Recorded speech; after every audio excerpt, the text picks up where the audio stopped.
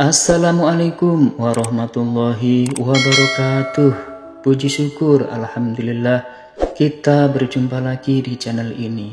Semoga salawat dan salam senantiasa tercurahkan kepada Nabi kita tercinta Rasulullah Muhammad sallallahu alaihi wasallam. Allahumma sholli ala sayyidina Muhammad. Doa terbaik buat kita semua sahabat setia beriman dimanapun berada. Semoga selalu diberikan kesehatan, kelancaran rezeki, diampuni semua dosa yang lalu dan dosa yang akan datang, dipanjangkan umur, serta selalu bermanfaat buat sesama. Amin. Berikut adalah kisah Kiai Barseso, seorang ahli ibadah yang wafat dalam keadaan su'ul khotimah atau penghabisan yang buruk. Kiai Barseso ini sangat terkenal di kalangan umat Islam di Indonesia, khususnya di kalangan pesantren. Al-Kisah Barseso diceritakan adalah seorang yang ahli ibadah. Beliau adalah seorang abid atau ahli ibadah yang tidak pernah meninggalkan perintah Tuhan. Suatu ketika setan tertarik untuk menggodanya, berupaya untuk menjerumuskan Barseso di dalam kesesatan. Setan pun dengan segala tipu daya berusaha menggoda Kiai Barseso. Kiai Barseso dikisahkan beliau beribadah dalam kuil atau tempat ibadah selama 70 tahun. Tidak pernah bermaksiat sedikit pun. Mengetahui hal itu, iblis ingin menggoda dengan ilmu rekayasa atau hela.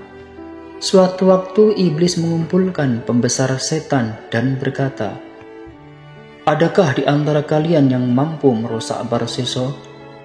Kemudian datang setan putih dan berkata kepada iblis tuannya, "Saya sanggup merusaknya, tuanku," kata setan putih.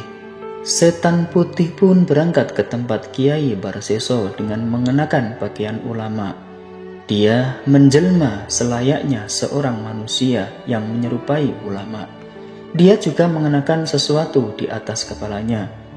Ia datang ke kuil Barseso dan memanggilnya, tetapi Barseso tidak menjawabnya. Barseso tidak berhenti dalam beribadah kecuali setiap 10 hari sekali. Setelah berusaha namun tetap gagal mengambil perhatian Barseso, setan putih lantas berpura-pura sholat. Dia beribadah di dalam kuil Barseso. Setelah Barseso selesai sholat dan hendak keluar dari kuil, dia melihat setan putih yang berpakaian seperti ulama itu sedang sholat dan beribadah dengan khusyuknya. Lalu Barseso bertanya kepadanya, "Kamu tadi memanggilku sementara aku sedang sibuk sholat. Apa yang kamu perlukan?" tanya Barseso. Kemudian setan menjawab, "Saya ingin bersamamu untuk belajar ilmu dan menirukan amalmu, serta kita bersama beribadah sehingga aku bisa mendoakanmu dan kamu juga mendoakanku." Barseso kemudian menjawab, "Aku tidak bisa bersamamu. Jika kamu seorang mukmin, maka kamu mendapatkan bagian dari doaku yang kutujukan bagi semua orang mukmin." Kemudian Barseso beranjak sholat dan meninggalkan setan itu.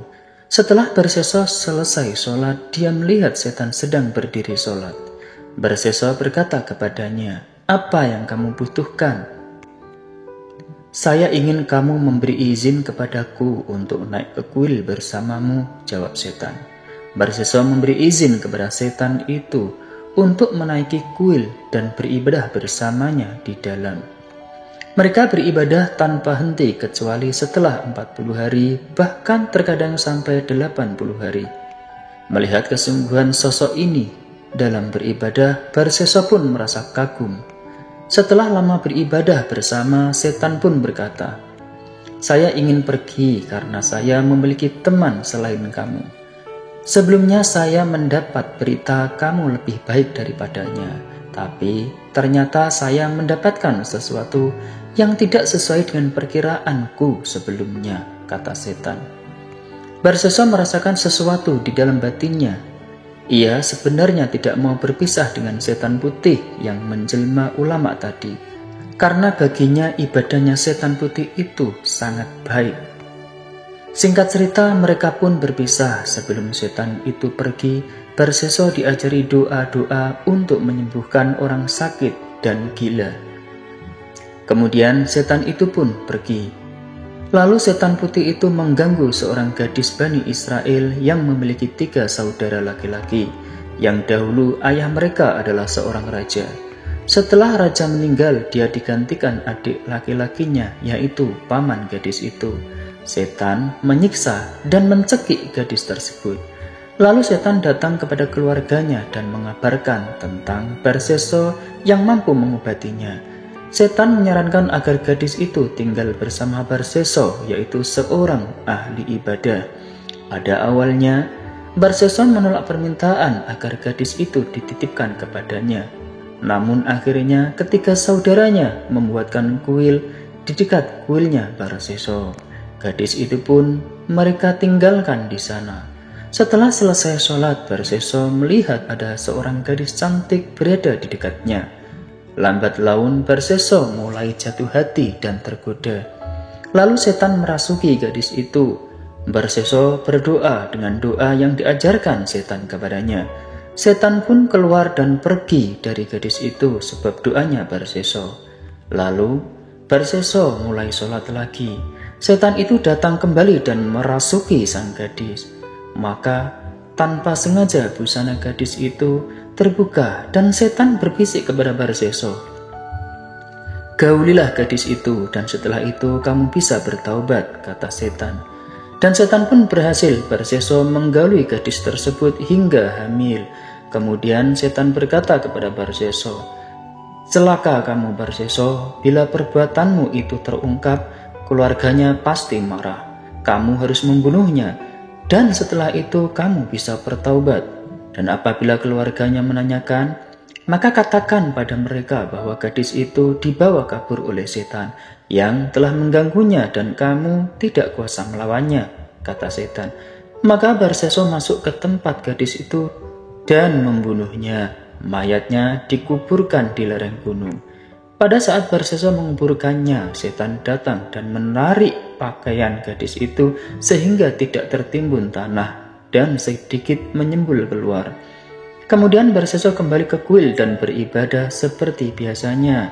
Setelah mendengar kabar kematian adiknya, ketiga saudara gadis itu datang untuk menjenguk adik mereka. Dan mereka bertanya, "Wahai Barseso, apa yang telah kamu lakukan terhadap adik kami?" "Setan datang dan aku tidak mampu melawannya," jawab Barseso. Mereka pun percaya dan pulang.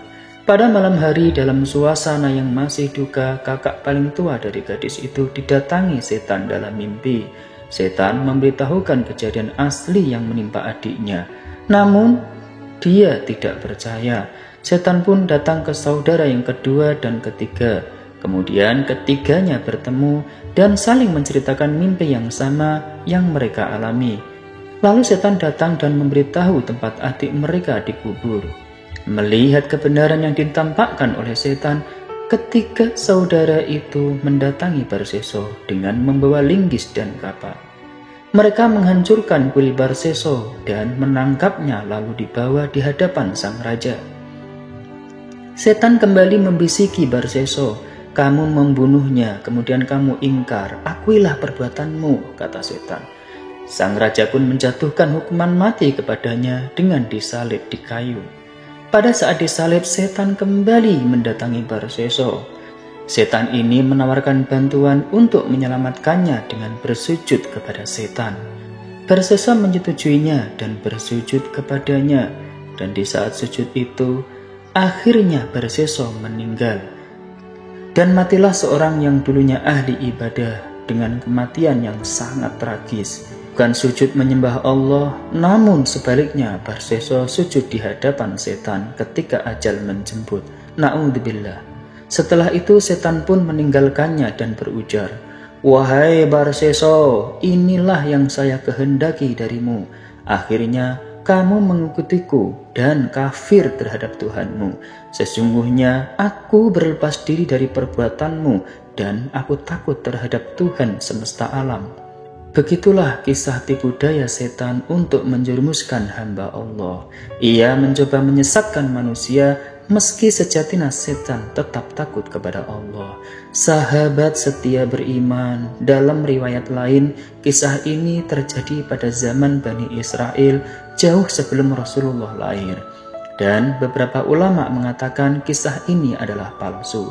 Namun terlepas dari asli atau palsu, kita berharap bisa belajar dari kisah ini bahwa sehebat Barseso saja bisa disesatkan oleh setan. Sepatutnya kita selalu berlindung pada Allah dari godaan setan yang terkutuk dan selalu bermohon taufik, hidayah dan rahmat Allah. Ketika Allah bersama kita, sehebat apapun setan tidak akan mampu menandingi kekuasaan Allah. Wallahu a'lam bishawab. Demikian yang bisa saya bagikan, semoga bermanfaat untuk diri saya pribadi dan sahabat setia beriman dimanapun berada. Wassalamualaikum warahmatullahi wabarakatuh.